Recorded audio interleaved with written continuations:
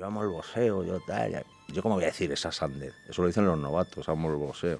Hay que venir ya yo algo de casa al gimnasio. Tampoco me gusta el subterfugio ese de que todos los chavales que entran en el boxeo son desamparados de la vida. Mira, lo que te atrapa es que pasas tantos nervios cuando eres boxeador. ¿Cómo cambia el funcionamiento del cerebro de algo que estás predispuesto a hacer, pero cuando suena la campana, esos metros que recorres entre la esquina y el encuentro con tu contrario son de una paz infinita? ¿Tú qué querías ser de pequeño? Yo quería ser como mi padre, yo quería ser Elio Guzmán. Todos los hijos de, por definición, Sí. lo tenemos más complicado. Eso sí, yo le metí una mano a un tipo y el tipo se cae al suelo, es que ahí no hay ser hijo de nadie. No pueden hacer un boxeador en un gimnasio español, ponerle un sello y decir, hecho para la exportación. Es que es posible que volvamos a tener un Ilia Topuria, un Poli Díaz, y esta vez nos tiene que pillar bien entrenados, que le llamamos deporte. El boxeo es un espectáculo. Si no es espectáculo, no es boxeo. Nació porque unos tipos se liaban a puñetazos y había otros que se ponían alrededor a mirarlo y apostando. Cuando veo a Franco Tenaglia, después de un combate de bare knuckles, y digo, pues este hombre hace algo más parecido al boxeo que el boxeo amateur, tan aséptico, con esas normas, tal. Me estoy planteando si tiene tanto recorrido lo de ser Catman. Antes no había Catman. Si no se le caía el ojo al boxeador, no pasaba nada. ¿Qué pasa si Ilia Topuria hiciese boxeo? Y tal, ¿no? Y yo lo tengo clarísimo, lo que haría Ilia Topuria en el boxeo. Lo tengo muy claro. No sé si lo tienes tú claro.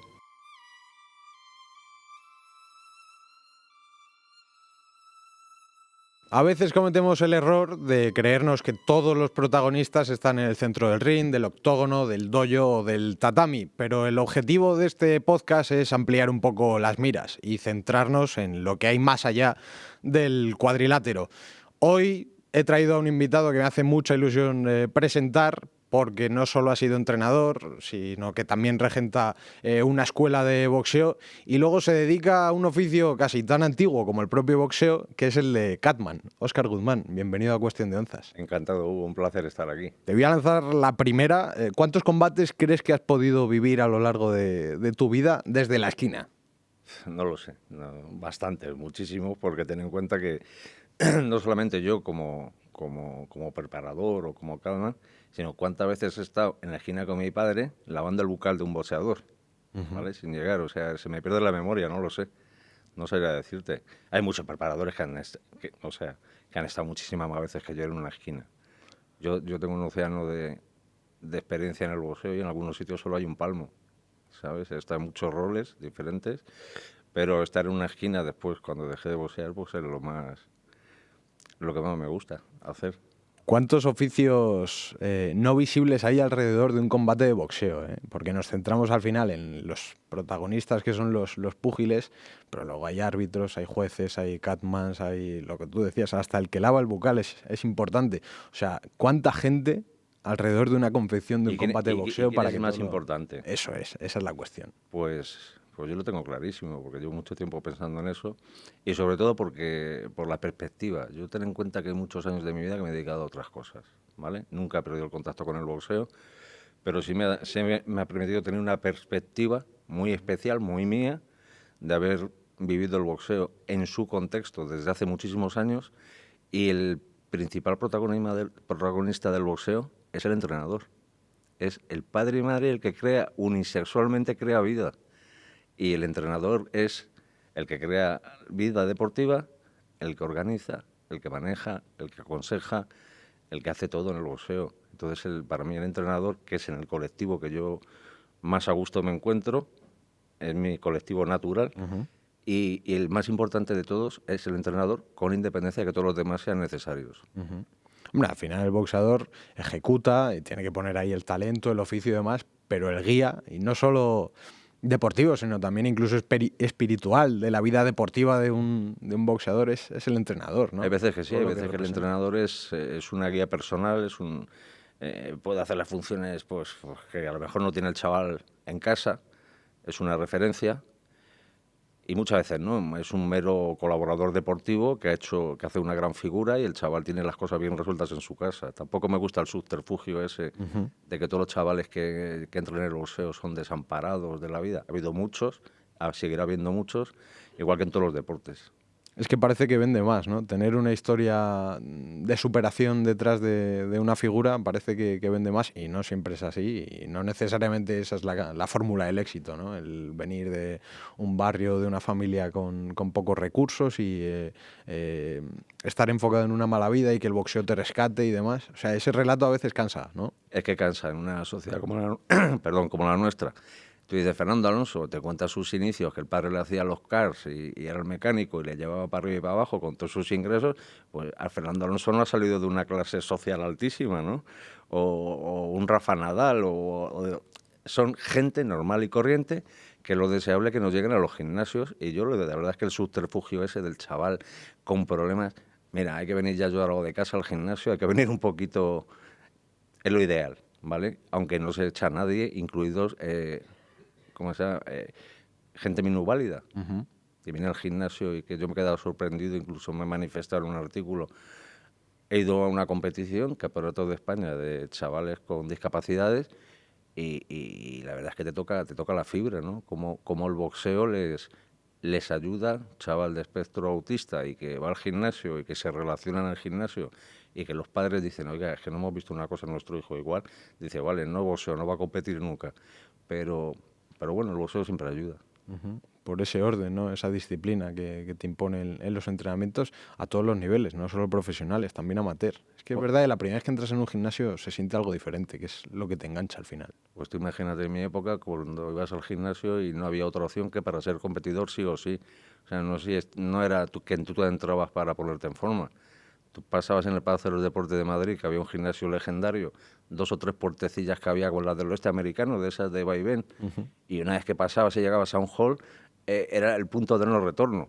Era o ser boxeador o no había otra, no entrabas allí para curiosear. Ujú. ¿Recuerdas la primera vez que estuviste en una esquina? La primera vez. Las sensaciones que tuviste, que te impresionó, que te llamó la atención. Cuando fui boxeador, Eso es. Cuando fuiste boxeador, cuando fuiste catman, cuando fuiste entrenador, el primer contacto que tuviste con una esquina.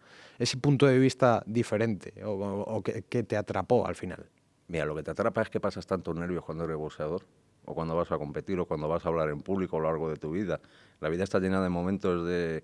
Hasta cuando dices sí quiero en una boda, o sea, todos son momentos de tensión. Y lo que no te puedo decir la primera porque lo tengo muy borroso. Me acuerdo que fue en Pozuelo de Alarcón, una pelea de juvenil. Lo que sí que sé es que se siente cuando suena la campana. Y es que y además he profundizado mucho en eso, ¿no? Cómo pasa, cómo cambia el funcionamiento del cerebro de algo que estás predispuesto a hacer, pero cuando suena la campana, esos metros que recorres entre la esquina y el encuentro con tu contrario son de una paz infinita, porque el cerebro cambia de forma de funcionamiento y dices, ahora sí que voy a ser yo, voy a hacer lo que yo realmente sé hacer. Y eso es muy especial. Es que, fíjate, el boxeo, los deportes de combate, mejor dicho, es de esos pocos deportes en los que cuando te pones a ejecutarlos, realmente no piensas en absolutamente nada. O sea, esa es la parte terapéutica que tiene, ¿no? Que es lo único que es capaz de dejar la mente en blanco porque entras un poco en modo supervivencia y solo te enfocas en lo que tienes delante. O sea, dejas atrás todo. No se puede pelear pensando en otras cosas. Y luego, ¿qué te queda del registro ese?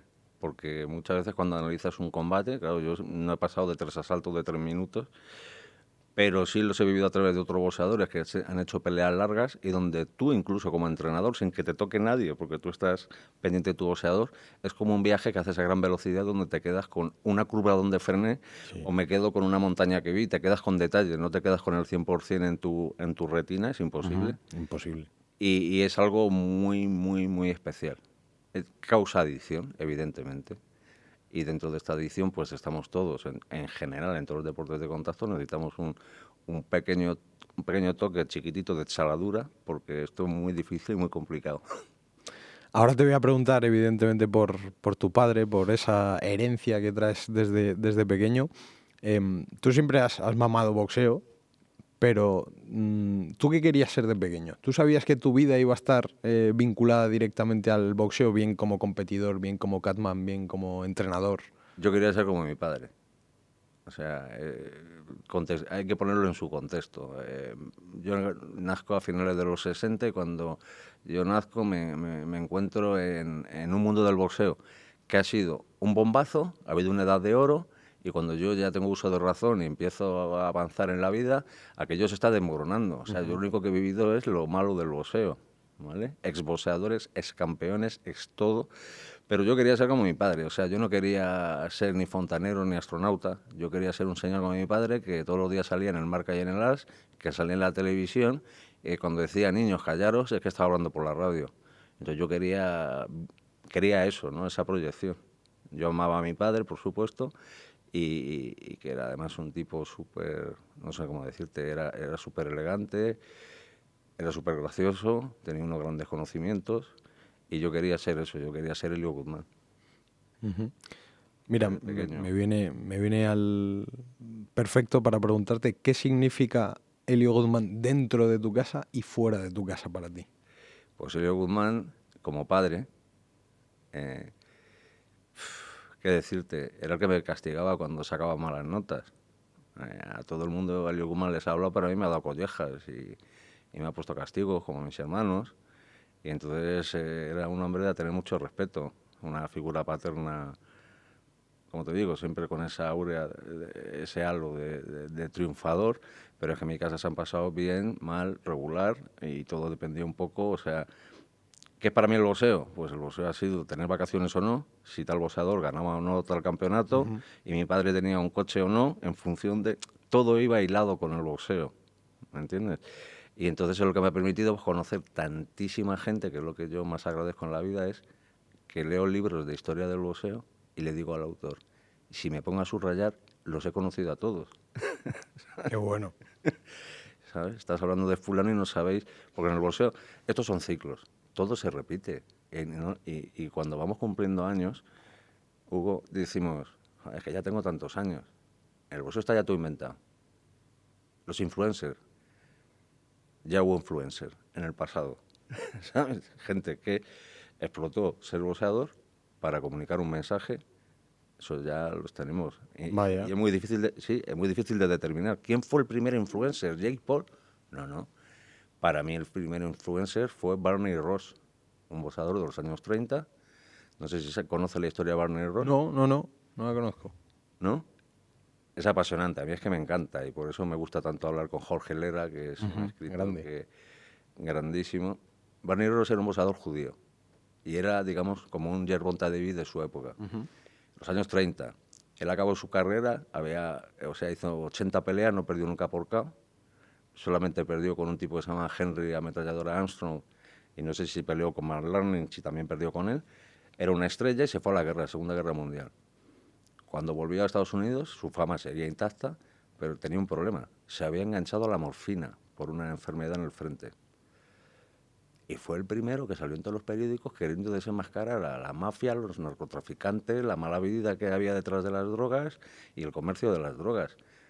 Para mí es el primer influencer. El segundo gran influencer fue Mohamed Ali.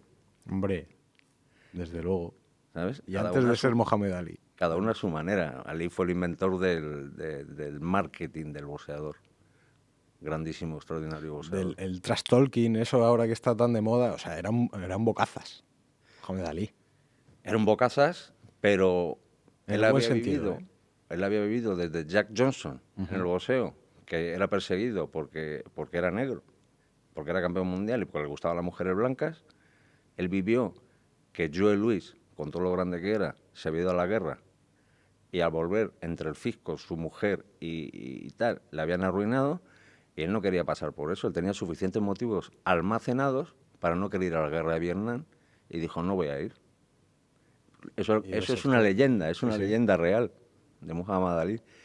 Y entonces él cogió y dijo, no voy, y ¿para qué me vale haber sido campeón olímpico en Roma? Cogió, hizo un acto y lanzó su medalla al río Hudson, con toda la gente allí retratando el momento y decir, ¿qué está haciendo este pobrecillo, este pobre chaval? Y bueno, luego le perdonó el pueblo norteamericano todas esas cosas. Oye, es verdad que esto igual es un poco leyenda. Es que me ha venido a la mente cuando me has hablado de la mafia, que a Mohamed Ali, a principios de los 60, en Harlem, creo que fue, Bumpy Johnson le echó una mano porque le estaban intentando extorsionar para dejarse perder algún combate y demás. ¿Puede ser? Yo me he leído la biografía que más me gusta de Muhammad Ali, que fue la de la autorizada de Richard Dorham, y yo no conozco, o sea, lo que sí conozco el detalle es que sí hubo una asociación de empresarios para su promoción, ¿vale? Para hacerle campeón del mundo. Luego otros tipos como Oscar de la Hoya, ya cuando fueron olímpicos, ya es otra historia, eso ya fue un grupo empresarial, pero en aquel momento se unieron los empresarios para ese talento, ese chaval, darle una oportunidad siempre como te digo, en el contexto, en un país donde todavía había unos conflictos raciales importantísimos, ¿sabes? Pero que pensaban que iba a ser campeón del mundo y lo fue un montón de veces. Es una historia increíble. Oye, volviendo a tu padre, ¿en qué momento te das cuenta? Porque ahora mirándolo con perspectiva, yo me leo libros y reconoces ahí a ciertas figuras y demás, pero ¿en qué momento te das cuenta de lo que representa tu padre dentro del boxeo español? ¿Cuándo vas creciendo y dices, ostras, es que mi padre es la hostia? Cuando se ha ido. Cuando se ha ido. Porque cuando estás en pleno... Y además se ha ido como a todos nos gustaría irnos. Él se ha ido estando en un programa de televisión, descubriendo mucha gente el boxeo a través de sus comentarios, de esa gracia que tenía natural de contar las cosas, y de muchas cosas que he leído y cada vez leo más, porque no es que me guste regodearme en la antigüedad, es que me encanta saber lo que ha pasado. O sea, es algo, leer artículos antiguos, libros antiguos, volverlos a releer. Cuando él se ha ido y he visto todo lo que hizo en el boxeo, es cuando dices, mi padre es que fue muy grande, ¿sabes? Y lo te digo que él se marchó en la última época porque cuando tú eres de los que partes el bacalao, no eres tan simpático, no molas tanto, ¿vale? Pero he leído ahí muchas polémicas de mi padre, siempre metido en líos, que si tal. Mi padre fue presidente del Colegio Nacional de Preparadores, luego ese cargo se quitó, se hizo a dedo desde las federaciones. Él ha sido un luchador siempre dentro del boxeo, por un boxeo muy concreto, muy justo, y que yo voy a seguir con determinadas cosas de él, voy a seguir con ellas. ¿Vale? Precisamente por ser hijo de Helio, ¿tú has sentido cierta presión o, no sé si presión, pero sí que se esperaba de ti que siguieras sus pasos, en cierta manera? Y sigue la gente esperándolo. Y sigue la gente esperándolo. Porque, vamos a ver, todos los hijos por definición, lo tenemos más complicado, ¿vale? Porque siempre el grado de exigencia, o sea, la gente está deseando que tropieces para ¿sabes? La naturaleza humana es así, es decir, ya tuvimos bastante con el padre, pero ya ha sido el padre, esto no lo va a ocupar el hijo, ¿no? Y entonces yo cuando boxeaba, eso sí, yo le metía una mano a un tipo y el tipo se caía al suelo, es que ahí no es ser hijo de nadie, es la fuerza, la gravedad, la fuerza aplicada, bien aplicada, y la técnica. Y el tipo se ha caído y le ganó la pelea. Pero sí, cuando he hablado en la televisión, cuando he escrito, cuando he hecho todo, cada paso en mi carrera dentro del boxeo, siempre llevo no solamente el ser hijo de, sino mucha gente esperando que te equivoques o que las cosas te vayan mal. Y bueno, te vas haciendo una costrita poco a poco, porque soy hijo de Helio Guzmán, pero la otra mitad soy hijo de mi madre. Es una mezcla. Es que sí. ¿Qué aprendiste de tu padre sin que él te lo enseñara directamente? ¿Qué aprendizaje te llevas? Pues algo muy bonito, y es que mi padre era un tipo que nosotros en casa le criticábamos mucho, sobre todo mi madre y tal, y cómo dedicabas tanto tiempo a enseñarle a tanta gente tantas cosas que no te van a agradecer. ¿Sabes? Me ha sorprendido, ¿eh? Me ha gustado la respuesta, parecía que la traías, pero me ha gustado mucho. Es así. Oye, pierde papá tanto tiempo con este hombre y tal, y si este dentro de 2 días es un desagradecido, no sabemos dónde... Y mi padre tenía una paciencia infinita para enseñar a todo aquel o cualquiera que le llamase con cualquier problema, le procuraba dar una solución, le procuraba ayudar. ¿Me entiendes? Yo estoy también porque me digan, cuando yo no he procurado echar una mano a cualquiera que me ha llamado y me ha dicho, oye, necesito esto. Le ayudo inmediatamente, lo llevo en los genes. Hablando de genes, tú también te has subido al ring como peleador. ¿Cómo fue esa etapa? Que además se quedó en el campo amateur porque tenías vinculación directa con el equipo olímpico, ¿no? Es un poco lo que no te hizo dar el salto a Bueno, profesional. yo en el equipo olímpico empecé con lesiones en una mano. El boxeo olímpico no es como ahora que llevo un guante de goma, un guante que yo detesto en el boxeo olímpico, un guante que impide el KO, que lo neutraliza, y los guantes de amateur de mi época eran los guantes viejos de profesionales, que con una simple gasa te vendabas. Sí, lo heredabais. Y como a mí me habían enseñado muy bien a pegar muy bien con los nudillos, pues yo en la mano derecha empecé a tener muchos problemas. Y yo al final, con 21 años y llevaba 3 en el equipo nacional, pues tuve que elegir. Y digo, estaba pues en un callejón sin salida, es decir, no puedo seguir de amateur, en profesional esta lesión se me va a agravar muchísimo más, con lo cual me dijo mi padre, ¿qué vas a hacer? Pues ayudar a otros a ser campeones. Pues no puedo. Y así fue, con 20, tengo el nombramiento, con 22 años me hacen director de la Escuela Madrileña de Boxeo. Ostras, muy joven. Sí, era un boxeo muy pequeño, la verdad, en aquellos años. No es, ahora hay infinidad de clubes, infinidad de boxeadores, infinidad de iniciativas, y en aquellos años era sota, caballo y rey. A mí me vio el presidente de la Federación Española, don Eduardo Gallar, que era una persona espabilada y que boxeaba bien y que podía y que me iba a gustar, me iba a motivar, y allí que fui a la Escuela Madrileña de Boxeo y luego me dediqué al boxeo profesional. ¿Qué tipo de boxeador eras tú? Pues mire, yo era un boxeador que perdía los papeles. O sea, si se me ponía la cosa cuesta arriba, aceleraba y repartía estopa. Y Más ya ni está, menos. ¿no? O sea, no era un técnico. Huida hacia adelante, ¿no? O sea, yo procuraba ser bonito y tal, y yo soy una persona temperamental. Y al final, tú dentro del ring eres lo que eres fuera del ring. Sí. Y si eres temperamental, dentro del ring lo vas a ser. No lo puedes ocultar. ¿No? Una persona temperamental no va a hacer un boxeo en línea. No, al final va a llegar el momento de la cera, en el momento del desenlace. Sale la raza. Y ahí te va a salir que tú eres una persona impulsiva. ¿Sabes? Eso, hay tipos que esa cualidad les hace millonarios y hay tipos que esa cualidad les hace perdedores. ¿Sabes? No, yo sea más o menos bien. Fui campeón de España en mi categoría, estuve en el equipo nacional, pues eso, 3 años dan para mucho porque hace guantes allí todos los días con todo el mundo. Y de ahí salieron campeones de Europa y de ahí salieron pues una generación de boxeadores. Ahora hablamos de junior. De Navarro Junior, pues yo con su papá pues he estado desayunando 3 años y comiendo, merendando y cenando y viajando con otros tantísimos más que estamos en contacto por WhatsApp, un montón de ellos. Y fue una época nueva para el boxeo, como fue para el deporte en general. Fue la primera vez que hubo de verdad dinero para invertir en deporte, aquella Olimpiada, donde los políticos dijeron, no podemos hacer el fracaso, no podemos fracasar. Tenemos que sacar un equipo en todos los deportes buenos, y en aquella el boxeo, pues evidentemente se benefició como todos los deportes. Pero a mí me salió así. Mi hermano Iñaki continuó bastante más tiempo, y a un mes y pico antes de las Olimpiadas se lesionó con una lesión en el hombro y no pudo ir a Barcelona. Creo que ganó el clasificatorio, pero no consiguió ir a la Olimpiada. Lo que pasa es que la Olimpiada estaba bien pagada.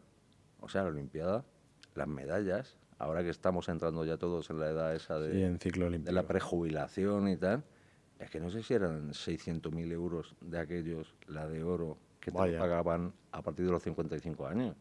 O sea, había un porqué para ser boxeador olímpico. Ya no es como ahora que pasa prácticamente lo contrario, ¿no? Que todo el mundo se quiere pasar al campo profesional porque es donde está el dinero, que al final es en las grandes promotoras y cuando ya te has hecho un Pues yo tengo nombre. una foto capturada de hace bien poco, donde hay 2 de este mismo año.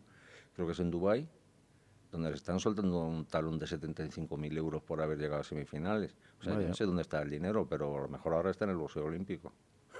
Pues igual hay que hacérselo mirar, ¿eh? ¿Eh? Sí. Alguno daría un paso atrás, ¿tú crees? Seguro. Hombre, se está muy calentito en el equipo olímpico, con su dieta tal cual, y el boxeo profesional. Mi lucha de verdad va a ser próxima. Mi lucha es que se reconozca el boxeo profesional como lo que se tiene que reconocer en España, y me da un poquito igual cómo se reconozcan al extranjero. Pero un boxeador profesional, un entrenador profesional, un organizador profesional, deberían de contar con las mismas ayudas que los del boxeo olímpico. Y un boxeador profesional se tiene que pagar hasta la última proteína. Un boxeador profesional es como un paria dentro del sistema, y si es un boxeador destacado, pues tiene que tener también una ayuda. Y lo primero que le pregunté a Navarro Junior, cuando le he conocido recientemente, le digo, tú estás becado. Becado me refería estatalmente, ¿no? Oye, tú estás todos los días corriendo a las 6 de la mañana, persigues un sueño que puede llegar a él o no. Pues tú necesitas tener una protección, como Tener las una tienen red, los claro, olímpicos, sí. como boxeador destacado. Y tú y si no, se te aplaza un campeonato y se te aplaza, digamos que tú estás como en el paro, tú estás sin recibir ingresos. Y te digo igual, mira, no hay una solución mágica para todo eso, pero sí tiene que haber unos resortes, unos recursos, estudiar muy, muy, muy clarito en España qué tipo de boxeo profesional queremos. Es algo que me Comparto apasiona. esa reflexión, sí. Y estoy volcado ahora mismo he descubierto una cosa maravillosa, pero de verdad maravillosa, o sea, yo se lo recomiendo a todo el mundo, se llama ChatGPT. La inteligencia artificial, sí, es Y, una en- gran herramienta y de ayuda. entonces yo, ChatGPT, le digo, descríbeme tal, y le digo, no, te estás equivocando, este combate no ha sido así, fue así, perdóname tal, y sigue ChatGPT, pero te ayuda a pensar, ¿vale? Y a llegar a conclusiones. Y yo estoy viendo cómo están constituidas las federaciones en todo el mundo, a nivel profesional y amateur, y un montón de cosas más, y yo estoy llegando a la conclusión, la primera, que si coincido plenamente con una persona que para mí es muy especial, que es Ricardo Sánchez Atocha, y los dos coincidimos en que estamos presintiendo que nos viene un Ilia Topuria próximamente, es que es posible que volvamos a tener un Ilia Topuria, un Poli Díaz, con todo mi respeto por el resto de boxeadores Sí, pero nacionales, la carrera de Castillejo, todos los que han sido, ¿no? Pero que vamos a volver a vivir un fenómeno en cualquier momento y esta vez nos tiene que pillar bien entrenados en todos los aspectos. El boxeo, ahora los chavales tienen metido en la cabeza, ¿qué pasa si Ilia Topuria hiciese boxeo? Y tal, ¿no? Y yo lo tengo clarísimo, lo que haría Ilia Topuria en el boxeo. Lo tengo muy claro. No sé si lo tienes tú claro. Si se Bueno, metiese me puedo hacer una idea. en una carrera de boxeador Ilia Topuria, de repente le diera por ahí, pues Ilia Topuria ganaría al 80% de los boxeadores. Pero hay un 15-20 que no ganaría. Que hace falta más que lo que él propone, que es muchísimo. Es un tipo que se lo ha montado súper bien y que ha pegado... ¿Cómo se llama su último contrario de Ilia? El próximo No, el el pasado. último a Oliveira, Charles Oliveira. Oliveira, que le cazó un crochet de izquierda. Ese es el mejor crochet de izquierda, el que ha pegado Ilia Topuria. Mejor que todos los que he visto en el boxeo de ese mismo año. Fue perfecto. También los pegó con 4 onzas y vendaje duro. ¿Me entiendes? Tiene unas cualidades y tal, pero todo el mundo está con eso. Ha puesto las MMA ha puesto a España en el mapa de las MMA, ha puesto el deporte en su sitio y tal. Y eso es algo que llevamos haciendo a lo largo de ciclos en el boxeo desde hace 150 años. ¿Vale? Ahora se está hablando de MMA. Yo tengo ganas ya de que se hable de boxeo y que salga esa figura. Y puede ser cualquiera de los que hay y cualquiera de los que hay ahora mismo en un gimnasio. El chaval o chavala que va a poner esto boca abajo, como se suele decir, está ahí. No sabemos quién es. Pero tú estás convencido y lo que hay que hacer es estar bien armado para cuando ese momento llegue. Nos tiene que pillar entrenados si tenemos unos defectos de concepción muy grandes y el boxeo tiene que modernizarse. Y cuando me refiero a modernizarse es que es muy complicado, pero cada vez más, vivir de una taquilla, de los asistentes. Muy complicado, es un modelo... O esperar que venga una televisión a pagarte para hacer veladas. Un modelo que yo creo que se ha agotado. Tú ahora tienes que ir a la televisión a decir, tengo este posicionamiento en redes. Y la televisión coge y dices, pues ahora no me hace falta televisión, porque ya tengo posicionamiento en redes. Nosotros lo que tenemos que hacer es invertir en el algoritmo y en ver cómo el algoritmo de las redes sociales nos puede beneficiar al boxeo. Y para eso no tienes que ser entrenador, no, tienes que ser técnico de eso. Y tenemos que pedirle ayuda. El boxeo tiene que ser una empresa con pies y cabeza. Y si queremos que lo nuestro, que es un espectáculo, que le llamamos deporte, el boxeo es un espectáculo. Si no es espectáculo, no es boxeo. ¿Vale? Y luego hay otra cosa que se llama el boxeo amateur olímpico, pero el boxeo tiene que ser, en su concepto, no nació como práctica deportiva para ponerte fuerte y tal. No, nació porque unos tipos se liaban a puñetazos y había otros que se ponían alrededor a mirarlo y apostando. ¿Vale? Así nació el boxeo. ¿Vale? Además, es más parecido al boxeo el bare knuckles. Sí. El boxeo sin guantes, sí. ¿Vale? Además es en un círculo, no en un cuadrilátero y demás. Aquello La era... imagen de arena, ¿no?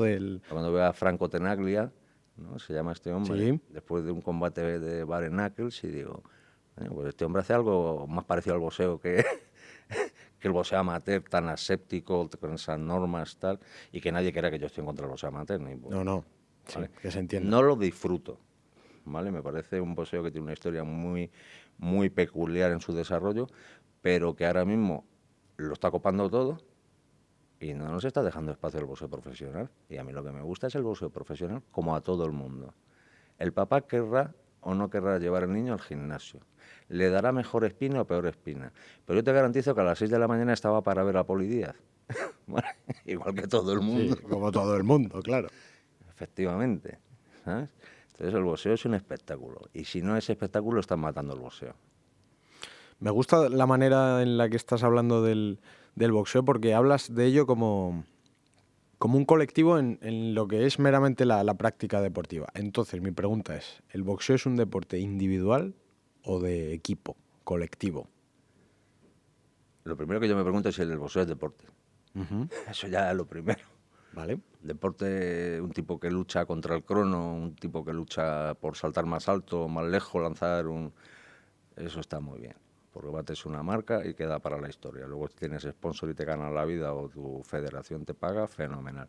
Esto eres tú con otro, ¿vale? Y es muy duro el entrenamiento porque esto es una lucha espectacular, no deja de ser una lucha con agresividad que se requiere entre dos personas, sean hombres o mujeres, pero voy a hablar siempre por el masculino, ¿vale? Sí.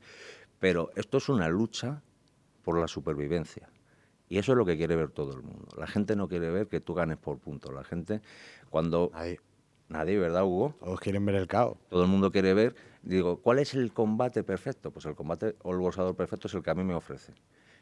1 o 2 asaltos de presentación.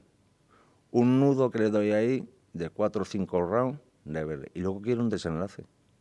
¿Sabes? Como en el teatro. Yo quiero eso, el boxeador que te lo hace. Yo no me quiero ir frustrado a mi casa. Si sale un tipo, hace la presentación y luego se dedica 12 rounds a eludir, pues pasa como el cubano Rigondo, que decían, qué bueno, qué talento, qué velocidad, qué maravilla. Oiga, este tío aburre a las ovejas. Es tan sumamente bueno, claro, que esperamos de él, le queremos ver en riesgo. Pero no sé si sabes por dónde voy. Sí, total. Y además en Cuba no se vende pay-per-view, porque además son de millones solamente y no tienen un sistema como el nuestro de poder acceder al pay-per-view. Entonces, ¿cuál es la pelea recurrente? El mexicano contra el norteamericano. Y ahora por poderío, los japoneses. Pero claro, es que ahora tú ves un boxeador japonés de hace 30 años y tú ahora ves a Naoya Inoue y dices, mamma mía, cómo han aprendido. Es que Inoue es un fenómeno de estos de marcar una época, ¿eh? ¿Sabes a quién me recuerda Inoue? ¿A quién? Un boxeador español que la gente no lo ha visto a pie de ring nunca y que tenía una cosa que comparte con Inoue, que es Poli Díaz. Poli Díaz no entraba al cruce de golpes y no iba a ganarla si no tenía la posibilidad... tenía convencimiento, ¿no? No tenía convencimiento de que se iba a llevar la mejor parte. Porque tú ves tipos como Golovkin que cambian 2 por 1. Tiene una capacidad de encaje soberbia. Él entra y dice, sí, yo me como 2, pero la que te doy, ¿vale? Inoue es zorro. Y entonces está jugando ahí en una distancia que no tiene prisa, pero que cuando entra al cruce de golpes, él siempre lleva la mejor parte. Y eso es lo que hacía Poli Díaz, que la gente dice, no sabía boxear. Sabía boxear más que lo que la gente se imagina y tenía más arte y tenía... Luego que su vida personal ha sido complicada después y tal y que cual, indudable. Pero marcó una época. ¿Por qué no vamos a hablar de ello? Sí. ¿O por qué no vamos a hablar de la época de Perico Fernández? Cuando Perico Fernández era otro excéntrico, ¿no? O tal. ¿O por qué no vamos a hablar de la época de los años 50, lo que era? Porque esos eran los ídolos de mi padre. Fred Galeana y Luis Folledo. Y la gente dice, es que este, como me decían a mí en mi casa, eres un viejoven. Bueno, pues yo soy un viejoven. Pero mucha honra, ¿no? Yo soy un viejoven, pero me encanta y me he tenido que buscármelos en el nodo, en fracciones de 2 minutos que te ponían en el nodo para hacerme una idea de cómo boxeaba este, cómo boxeaba aquel, etcétera. Porque como dicen, el boxeo, yo amo el boxeo, yo tal, yo cómo voy a decir esa sandez, eso lo dicen los novatos, amo el boxeo, ¿sabes? Yo no digo, no puedo decir eso, yo lo llevo directamente en el ADN, forma parte de mí, y entonces mi pensamiento, mi cerebro siempre tiene alguna parte, en algún momento, haga lo que haga, me haya dedicado a lo que me haya dedicado, que casi siempre ha sido la industria biomédica, lo que me ha dado de comer y me ha hecho tener mi proyecto personal y familiar, pero siempre yo voy a Nueva York, como no voy a ver Madison Square Garden. Si yo voy a Nueva York, como no voy a ver el gimnasio Gleason. ¿Me entiendes? Si hay una velada cerca que yo pueda ir, aunque esté donde esté, voy a hacer por ir y conocerla, ¿no? Y eso nos hace cúmulo de sabiduría. Sabiduría es exagerado, al final. Oh, maestro, a mí no me llama maestro, llámalo a mi padre o llámaselo a otro. Yo no soy maestro de nada. Lo que tengo es una memoria por castigo en el boxeo. Y me gusta, como te he dicho siempre, la palabra, las cosas en su contexto. Las cosas fueron así en tal momento y en su contexto. Y hoy tenemos otro contexto. Muy diferente. Y como te he dicho, para mí es un honor. Estoy sentado. O sea, yo te he interesado a ti como personaje del boxeo, lo cual, desde que me lo dijiste, digo, coño, he hablado infinidad de veces, incluso he trabajado, ¿no?, en la televisión. Y es la primera vez, Hugo, que me hace alguien una entrevista tan íntima, ¿no?, como se puede decir, a calzón quitado. Decía, oye, ¿cómo fuiste tú como boxeador? Oye, pues un normalito para la época. Pegaba, perdía los papeles. Y luego lo que sí he sido siempre es muy metódico en todo lo demás, fuera de ser boxeador. Siempre soy metódico y cuando soy catman me gusta, llevo el cubo con hielo, llevo todo preparadito, todo limpito. Por eso me he permitido hacer un curso para ayudar a otros y explicarles muy bien. Y la verdad es que me estoy planteando si tiene tanto recorrido lo de ser catman, porque es muy sencillo, es elemental, son cuidados de... Me gusta, vamos a hablar precisamente de ese oficio invisible que es ser catman. Vamos a ver. Por definición rápida, ¿qué es ser un catman? Pues te voy a decir lo que es. Ahora se han hecho una asociación que se llama ICA. Entonces tienes que ser así medio calvete como yo, llevar una gorra así tipo antigua, te vistes de negro con pegatinas por todos lados y eres el catman ya. Ya eres uno más en la esquina, se inventa una profesión.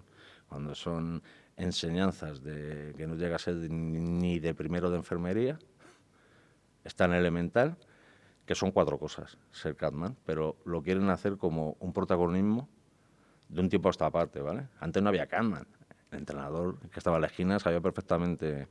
Además, tú imagínate cuando el boxeo era 20 asaltos, pues se sabía que un boxeador sangraba del 7º al 9º décimo y ya se le paraba la hemorragia. No te creas que andaban con finuras ni que esa herida si no se le caía el ojo al boxeador no pasaba nada.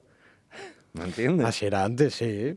Si es que es verdad. Así era antes. Luego cuando nos hemos vuelto con las heridas, pues depende, porque una herida aquí puede hacer que un francés pierda y en Francia esa herida hace que el francés gane por inferioridad. O sea que todo es muy, muy relativo. Pues te voy a decir, Hugo, cerrar una herida y tal, lo único que yo hago es decirte por qué, cuáles son las fases de la hemostasia, explicarlo de una manera, y luego lo que he introducido en el último curso es ver a esos grandes monstruos de Estados Unidos, poner una imagen de gente acreditada y decir, ¿qué veis ahí? Bueno, no veo nada, no veo nada. Vamos a volver a ver la imagen. ¿Qué veis ahí? Bueno, lo está haciendo perfecto, le está poniendo... No, está haciendo una cosa que le está haciendo mal. Y es un súper... O sea, no teníamos derecho a criticarle. Está poniendo una toalla encima, está sacando el bastoncillo de adrenalina. Pues va, ¿verdad?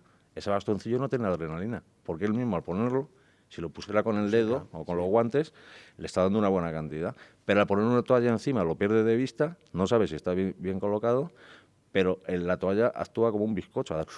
Claro, está quitando absorbe la adrenalina, ¿no? Es lo bueno que tiene el pasarte horas delante del monitor dándole que ver las faltas. Siendo, como tú dices, que yo no lo pongo en duda, yo además que veo una herida abierta y ya me da el mareo, siendo muy simple el oficio del catman en cuanto a ejecución, ¿hay catman bueno, catman malo? ¿Un catman malo puede llegar a marcar la carrera de un deportista o un combate, incluso si no hace bien su oficio? O sea, realmente esas 4 cosas que tiene que hacer, ¿se pueden cometer errores? ¿Realmente lo que hay que estar fino es mirar, estar rápido? Si tú estás para proteger, estás para proteger. Pero entramos en un momento que tienes que proteger por encima de la valentía del boxeador. Que eso es difícil, porque ahí ya entras también Le tienes que proteger por encima de su valentía. Con lo cual yo en el último curso he llevado a un oftalmólogo y le he preguntado, oye, esta herida, le he puesto una foto y le digo, oye, esta herida brutal que tiene este hombre aquí, hay que parar la pelea, dice el oftalmólogo. No necesariamente. No estoy en una zona peligrosa. Lo que hay que tener muy claro es dónde es peligroso. Pero hay un hecho anecdótico de una pelea de Frazier, Joe Frazier, que perdió la visión de un ojo en la última pelea con Ali. Ya, pero irremediablemente. Nunca veía bien por ese ojo, pero ahí. Y fue Eddie Fach el que cortó la pelea, aquella célebre que dijo Ali que había tocado el infierno, que Sí. estaban ya ninguno de los dos, y Eddie Fach cortó la pelea porque dijo que estaba viendo que no veía, que se quedaba tuerto ya para siempre, ¿no? Y paró la pelea.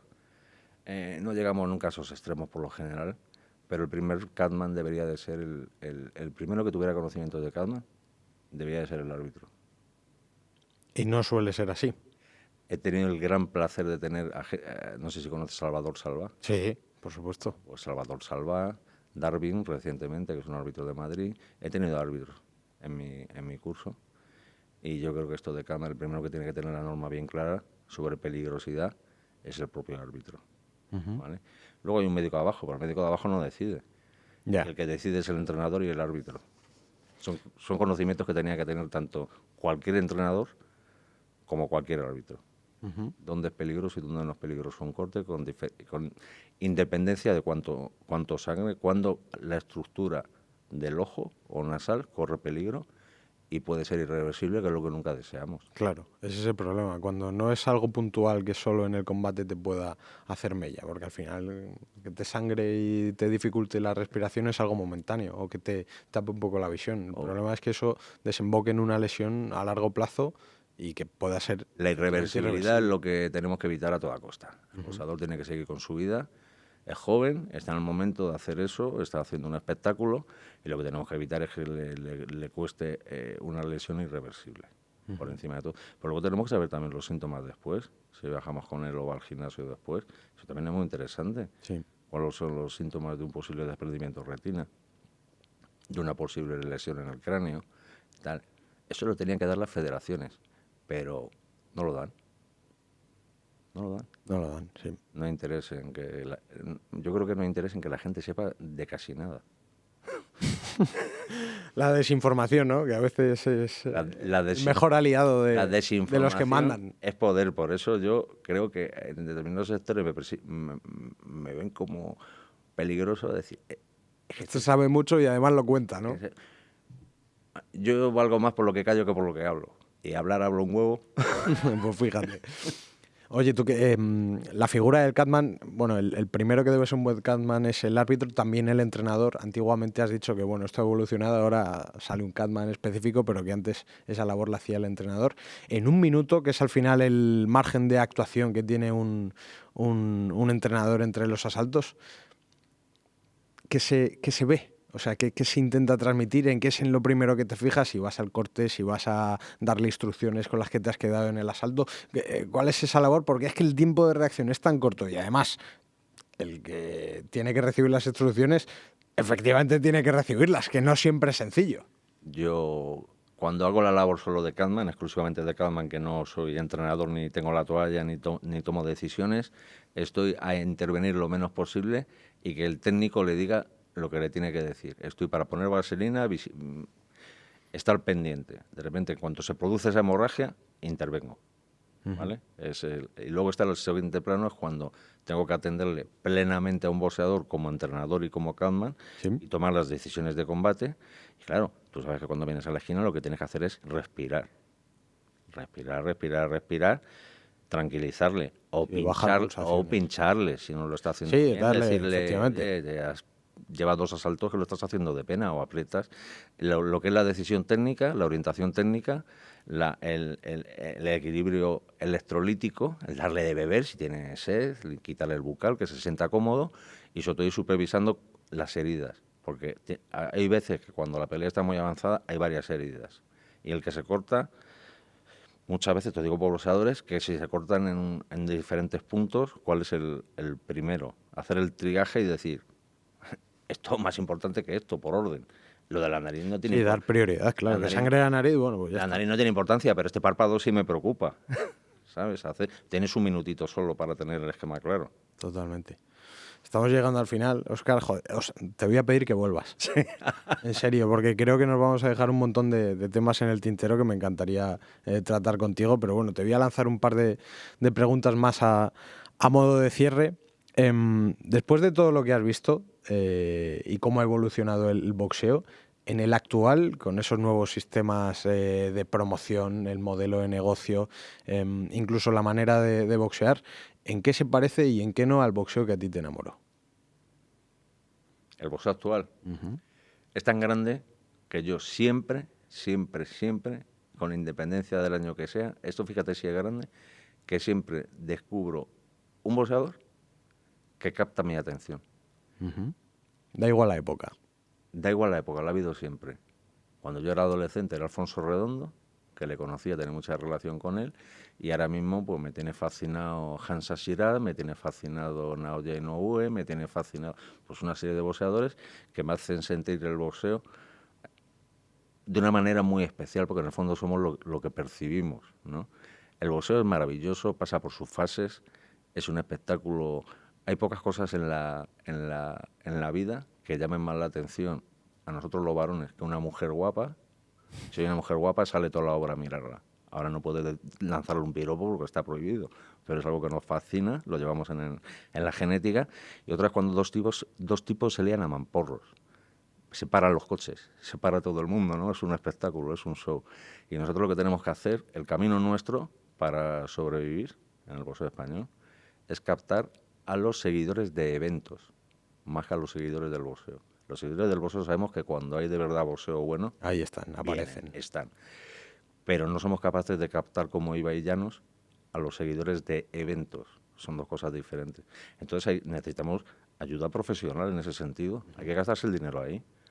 Nosotros no tenemos un deporte que sea un deporte. No, nosotros tenemos un espectáculo. Y como es un espectáculo hay que tratarlo e investigar y tener I+D dentro del boxeo para ver cómo podemos salir de esta letanía que lleva el boxeo español.